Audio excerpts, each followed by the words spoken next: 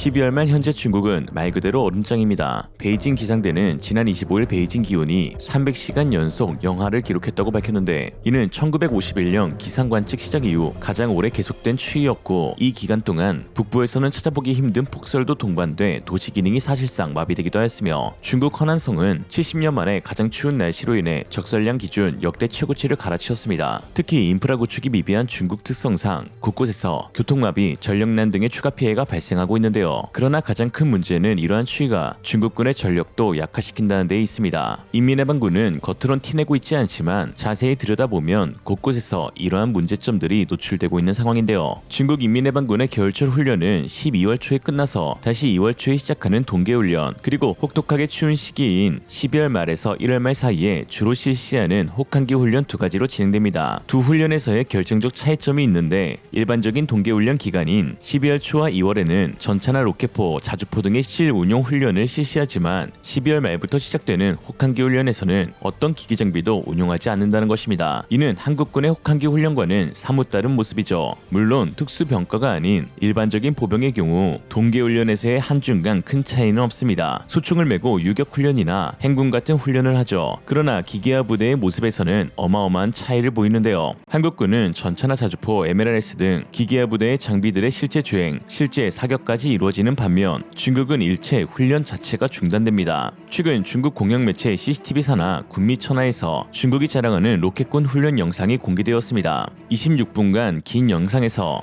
로켓군 소속 군인들의 훈련 중 보유한 로켓포의 주행이나 사격 훈련은 단 한 차례도 없었습니다. 오히려 기계화 사단이 마치 보병처럼 눈밭에서 체력 훈련을 실시하거나 소총을 메고 행군 및 유격하는 모습만 보였습니다. 이들은 우통을 벗고 정권 찌르기 같은 신체 능력 향상에 특화된 훈련을 실시했는데, 기계화 사단이라는 점을 감안하면 생뚱맞기 그지없습니다. 실제로 이들 로켓 부대가 소총을 들고 적과 난투를 벌일 기회가 애초에 얼마나 될지 의문이죠. 또한 이들 로켓군 소속 군인들은 확실히 체력 훈련을 많이 하지 않은 티가 났는데, 신체 근육량도 딱히 일반인보다 더 뛰어나거나 하지 않고 오히려 왜소해 보이기까지 했습니다.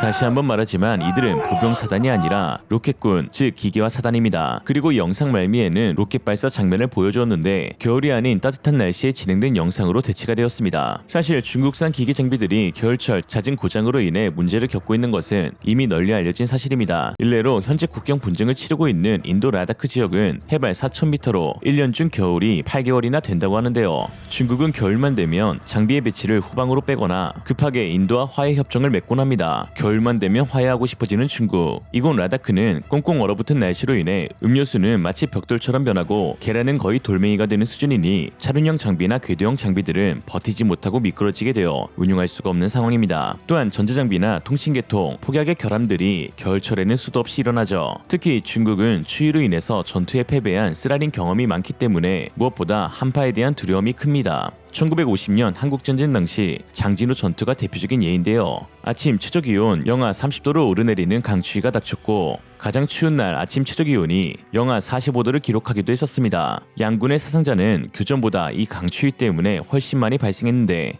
추위로만 따지면 장진호 전투는 모스크바 전투나 스탈린그라드 전투보다 더 추웠다고 하죠. 이러한 겨울철 한파는 70년이 지난 지금도 중국 인민해방군의 전력을 크게 약화시키고 있습니다. 이전에는 동사로 인한 사망이었다면 현재는 바로 전력난 문제가 가장 극심한데요. 중국은 겨울철만 되면 습관적으로 전력난에 시달리게 되는데, 이미 최근 중부 허난성에선 여러 차례 시스템 장애가 발생했습니다. 자오저시는 지난 20일 화력 공급업체 완팡의 전력계획 오작동으로 인해 난방을 일체 중단하였습니다. 거의 폭동이 일어나기 일보 직전인 22일 밤부터 병원, 학교, 주택에 난방을 우선 공급하기 위해 정부 청사 및 국영기업 난방 공급을 중단했죠. 군사장비에는 많은 전력이 소모되는데요. 일례로 미사일 방어 시스템인 천궁의 경우 레이더를 작동하기 위해서 4개의 컨트롤 센터를 함께 구동해야 합니다. 통제 세트, 주전원 공급 유니트, 직류 전원 공급 유니트, 냉각 장치 세트입니다. 이러한 부품들은 레이더 시스템의 핵심적인 구성 요소로 기능하며 많은 양의 전력 공급이 레이더의 정상 정상적인 가동에 필수적입니다. 발사대는 앞쪽으로 전진 배치되지만 레이더 측에는 전력 시설이 구축된 후방 진지에 위치하여 있는 것도 모두 전력 공급을 받기 위해서입니다. 미국의 사드 역시 이러한 유닛들과 함께 레이더 배치가 되어 있죠. 중국이 겨울철 전력 공급이 중단되면서 병원조차 전력이 중단된 가운데 인민해방군의 로켓 부대가 레이더 시스템이나 발사대를 가동할 수 없는 것입니다. 또한 중국의 저급한 기술력으로 인해 추운 날씨엔 전자장치 결함, 유지보수 문제, 탄약 불발, 통신 시스템 마비와 같은 일들이 벌어지고 있습니다. 그러나 최근 한국 국방홍보원에서는 체감기온 영하 40도, 하루 평균 적설량 50cm의 강원도 인근 부대에서 천궁 대공 방어 시스템을 기동하는 동계 훈련을 실시한 장면이 공개되어 화제가 되었는데요.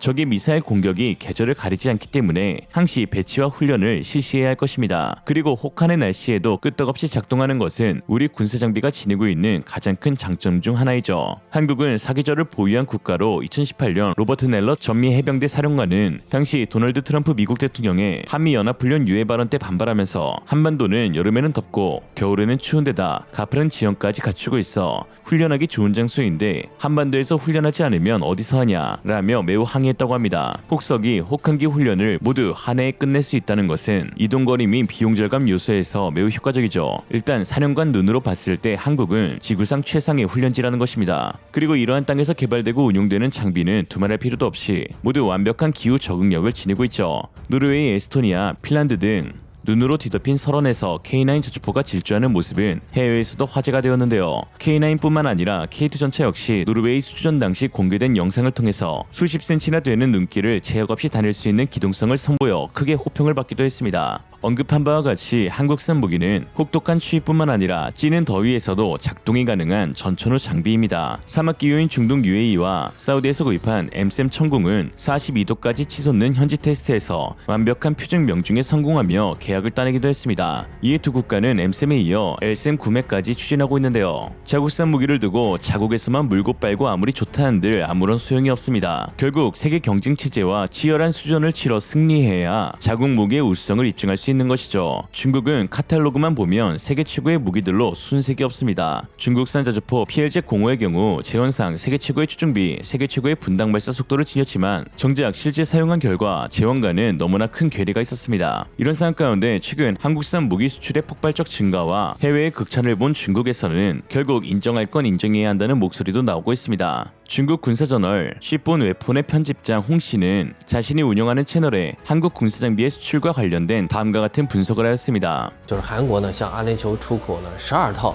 天宫2型防空导弹系统，也就是12个导弹连，那总价值呢超过了4万亿韩元，约合呢34亿美元。那显然呢也就因此而引起了外界的广泛关注啊。韩国是个传奇高手，他能够把各国的这些先进技术整在一块儿，然后呢就搞出来一套呢武器系统，这也算呢一门本事啊。因为呢世界上呢想搞船机的国家和地区不少，但是能够搞成的不多，而韩国呢是其中之一，而且呢还是佼佼者。你看现在的 K9出口的国家和地区就越来越多，它已经出口到上10个国家了。那现在的 K9呢显然已经呢不是赔本赚吆喝了，而是真正的开始赚钱了。那么 K9呢现在你看英国、澳大利亚呢这些国家呢都开始呢选择了，这当然呢就让 K9的名气变得越来越大了。所以对韩国的这些武器不能一味的去进行贬低，认为呢它是传的没有核心技术就这了那了的。那至少它出口到这么多的国家，那你想嘛，像英国这样的，那肯定的眼光呢很老辣的。你要是真不好的话，英国也不会呢去进行选择的。那同样的还有澳大利亚，这些实际上都是很挑剔的买主。那么像现在的阿联酋呢也同样如此，这就说明呢韩国现在这种船机的水平是越来越高了，那整合的能力是变得越来越强。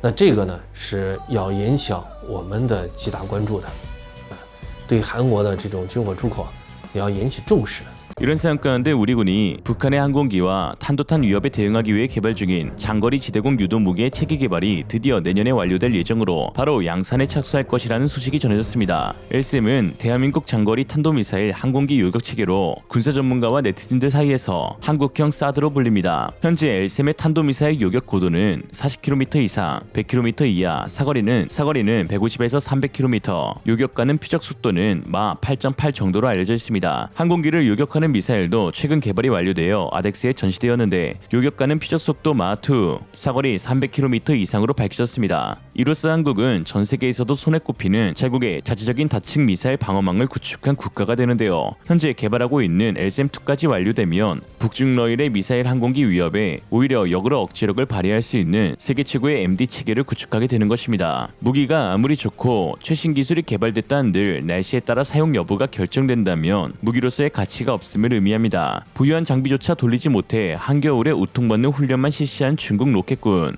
과연 그들의 말대로 수국인 한국은 대국인 중국의 정말 상대가 되지 않을까요? 지나가는 개가 웃을 일입니다. 오늘의 한 줄 평, 일단 하나는 확정됐다. 중국은 겨울에 치는 걸로. 이상으로 리얼리즘이었습니다. 여러분의 생각은 어떠신가요? 현명하고 지혜로운 여러분의 의견을 지금 댓글에 남겨주세요. 감사합니다.